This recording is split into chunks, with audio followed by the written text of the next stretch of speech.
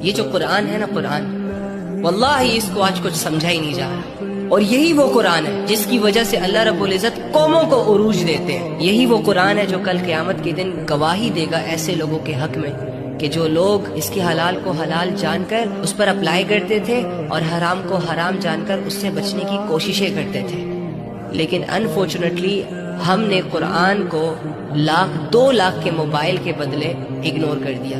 جو لگاؤ ہمیں موبائل سے ہے نا، اس سے کئی زیادہ لگاؤ ہمیں قرآن سے ہونا چاہیے تھا۔ جتنا ٹائم ہم یہ لوگوں کا بےہودہ کنٹینٹ دیکھنے میں لگاتے ہیں، اس سے زیادہ ہم پر فرض یہ تھا کہ ہم قرآن کی آیتوں کو سمجھنے میں لگائیں۔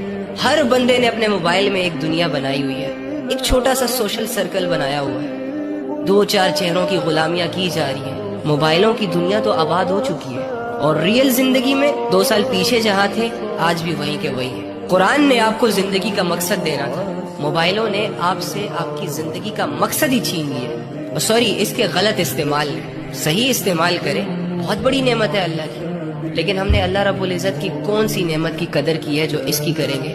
ہم تو پہلے اللہ سے مانگتے ہیں، اور جب اللہ رب العزت وہ چیزیں ہمیں دے دیتا ہے، ہماری ملکیت میں لے آتا ہے، تو ہم انہی چیزوں کو اللہ کے اگینسٹ استعمال کرنے لگ جاتے ہیں۔